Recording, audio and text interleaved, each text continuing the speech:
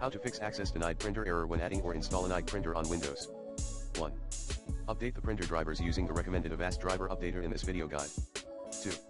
Update Windows. 3.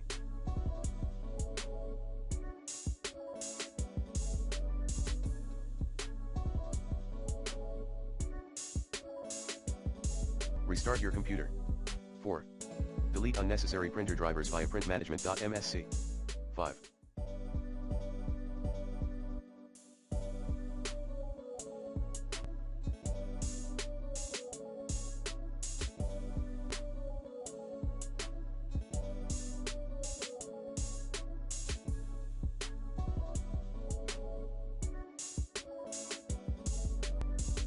Remove and add the printer.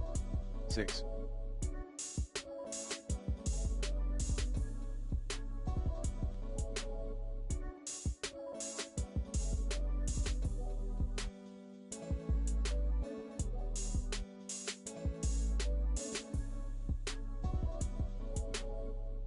Delete client-side rendering print provider at hkey_local_machine \software Microsoft \Windows NT \current version \print /providers /client-side rendering print provider in Windows registry.